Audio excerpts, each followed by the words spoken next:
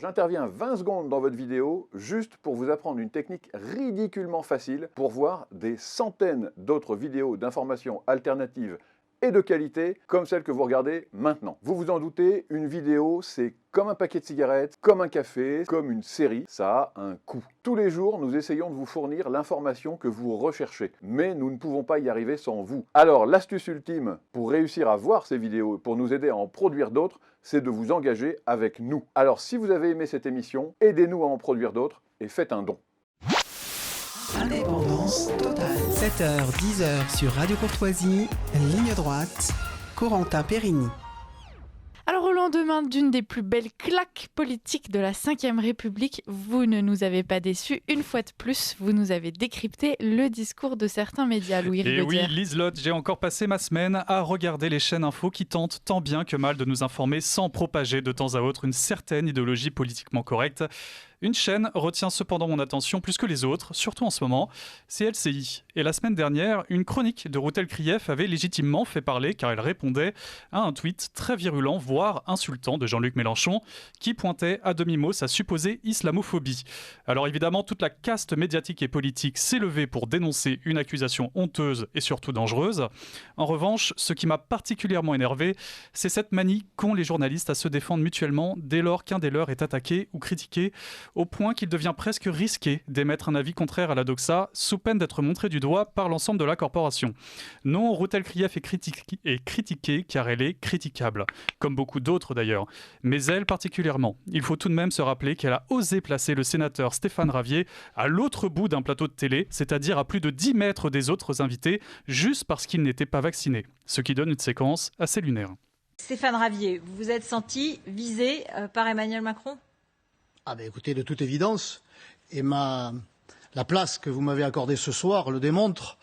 Vous l'avez accepté et vous m'avez remercié de pouvoir venir débattre ce soir. Si vous me permettez de continuer. Non, je rappelle, puisque vous expliquez tout, moi aussi j'explique tout. Et quand on vous l'a proposé, vous avez dit oui et merci, je serai présent au débat. Si vous faites les réponses à ma place, oui, je vous remercie. Oui, l'on m'a informé de ce placement indigne, car manifestement vous allez plus loin, vous anticipez ce qu'Emmanuel Macron est en train de préparer pour les Français, c'est-à-dire de réserver à ceux qui sont non vaccinés, mais qui chaque jour, comme moi, font un test, parce que sur ce plateau, qui est je dirais, susceptible de contaminer l'autre?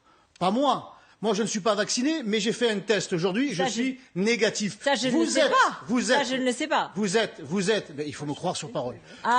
Vous êtes vacciné, mais vous êtes susceptible d'être contaminé et donc contaminant.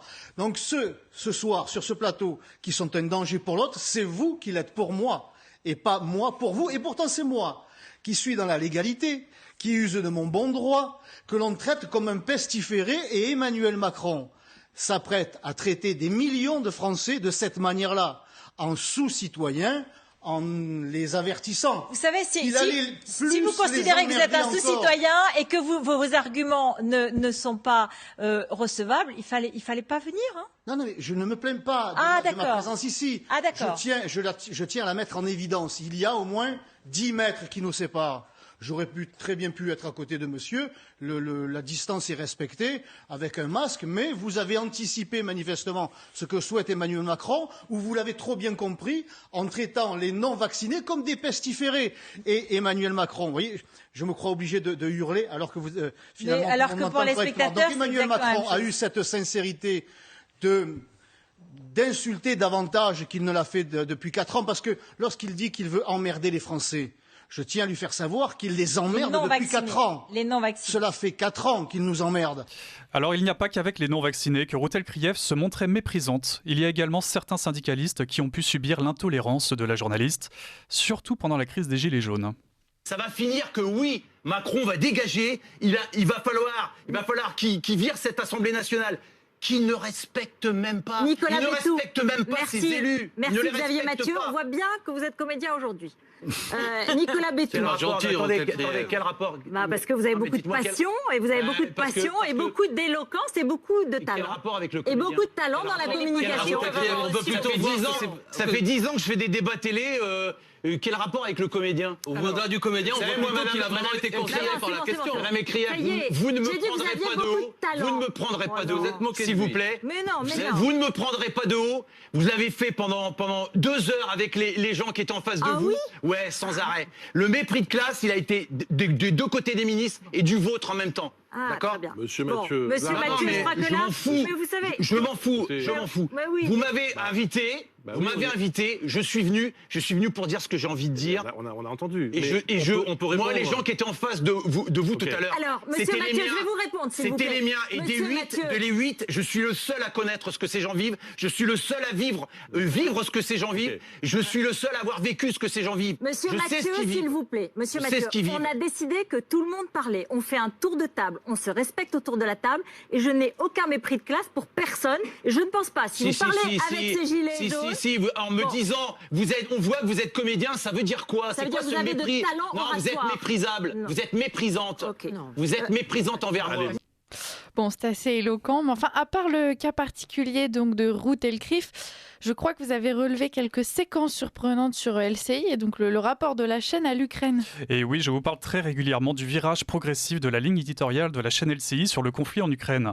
Et cette semaine encore, j'ai pu repérer des interventions qui font plutôt plaisir à entendre, comme la magnifique franchise du diplomate Vladimir Fedorovski, que Maud Koffler a reçu jeudi dernier, et qui n'a pas hésité à prononcer ses 4 vérités aux journalistes et les conséquences directes de leurs propos sur l'évolution du conflit.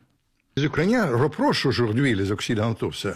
Ils ont dit, vous allez gagner, il ne faut pas négocier, vous allez gagner, nous allons vous livrer, les Russes sont nuls, ils ne produisent pas les émissions, Poutine il va partir, Poutine est malade. Vous vous souvenez? Mais vous êtes largement responsable de ça. Vous, ici, à LCI. Ah bon? Alors pourquoi? Mais je vous signale vos collègues des semaines.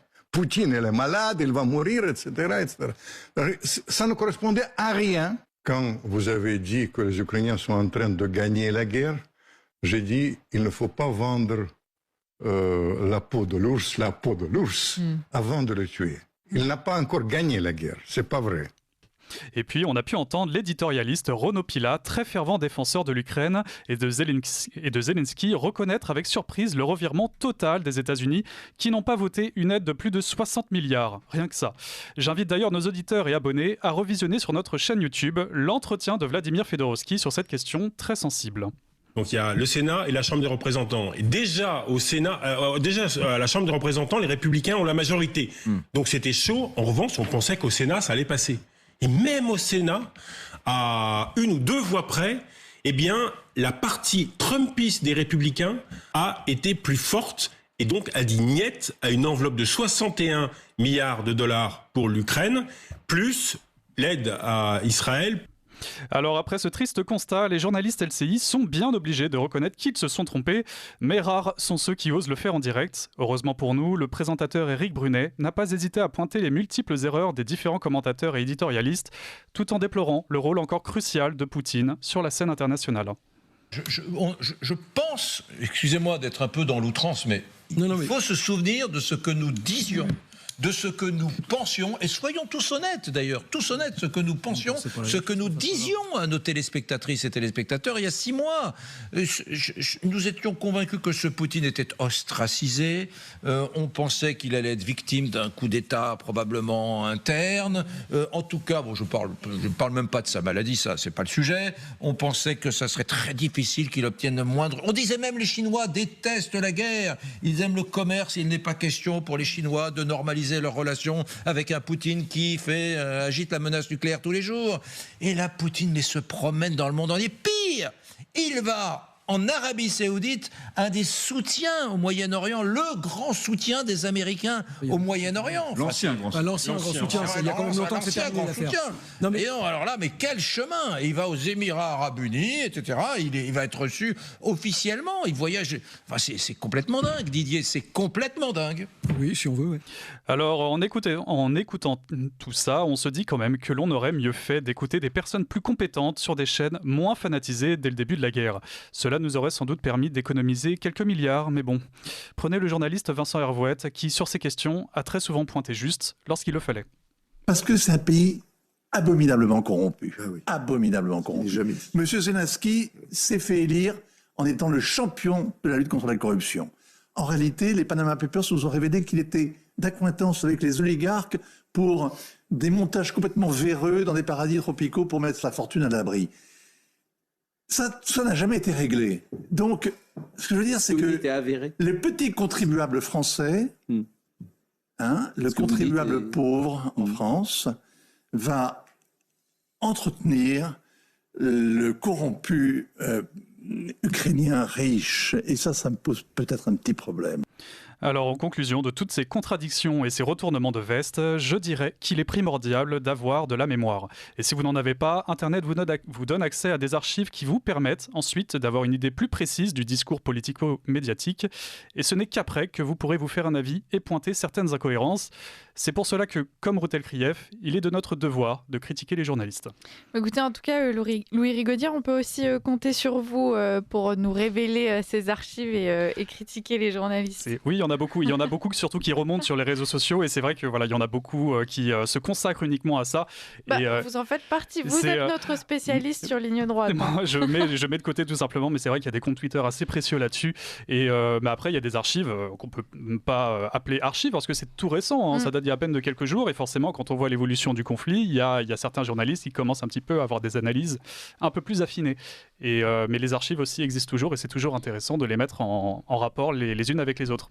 Alors quand même, vous commencez en disant que les journalistes se soutiennent tous entre eux. Est-ce que vous ne pensez pas qu'il y a quand même aussi une petite question idéologique, parce que je suis pas sûre qu'on aurait tous droit à cette levée de bouclier. C'est évidemment ça. En écrivant cette chronique, j'avais des exemples, des contre-exemples en tête. Je sais que Geoffroy Lejeune avait à un moment subi beaucoup de menaces. Charlotte Dornelas avait subi une chronique absolument sexiste et avec des allusions vraiment dégueulasses, pardon pour le terme, mais c'est un petit peu ça, et qui n'avait reçu aucun soutien derrière. Ouais. Donc on n'entendait pas les journalistes crier justement au féminisme en disant mais quelques journalistes, mais des frères de pensée et des frères et sœurs de pensée quelque part. Donc il y a toujours de l'idéologie derrière, et là forcément c'est de l'idéologie politiquement correcte, et forcément Routel Krief fait partie de cette corporation qui se protège vraiment très très bien, qui se défend très très bien, mais qui pense exactement, qui illustre parfaitement ce qu'on dénonce. Ce sont des gens qui pensent la même chose et qui propagent de la même manière une information idéologisée. Ouais, bon, après, du coup, il faudrait peut-être qu'on développe aussi entre nous une certaine entraide. C'est ça, c'est la contre-information, les médias alternatifs, c'est pour ça qu'il est très important de les aider. Marie Falicon, vous vouliez réagir? Moi, Louis, vous m'avez fait découvrir une séquence lunaire sur le vaccin. Je n'avais pas du tout vu cet épisode avec Stéphane Ravier. Oui, alors, sur YouTube, les gens auront l'image, et je vous invite à regarder la chronique quand elle sera publiée. C'est vrai que c'est assez extraordinaire de voir Stéphane Ravier. On le perçoit à peine. On dirait Poutine à 60 mètres de Macron. Je ne sais pas si vous vous rappelez l'image. Oui, voilà, c'est ça, là, avec la table gigantesque. C'est vraiment, c'est indigne de faire ça. Il le dit, il utilise ce terme. Et on le perçoit à peine à l'image, tellement il est minuscule par rapport aux autres invités qui, eux, sont entre eux. Enfin, le symbole est terrifiant. Ça montre vraiment l'insolence, en l'occurrence journalistique, le mépris en l'occurrence, c'était Routel Krief, mais ça peut être d'autres parfois. C'est vraiment lunaire. J'ai hâte de revoir la séquence. Oui, et surtout, c'était un moment politique où il n'y a aucune loi officielle qui avait été votée vis-à-vis du pass vaccinal, etc. C'était encore en discussion et c'était pas encore officiel tout ça. Il y avait beaucoup de propos. C'est là que Macron avait parlé d'emmerder les non-vaccinés et forcément, il y en a qui ont fait beaucoup de zèle. Oui, c'est ça. Et Routel Krief en faisait partie. Bah écoutez, on invite tous nos auditeurs donc à aller regarder cet extrait sur YouTube, sur la chaîne YouTube de Ligne Droite. Dans l'après-midi. Merci à tous de nous avoir suivis.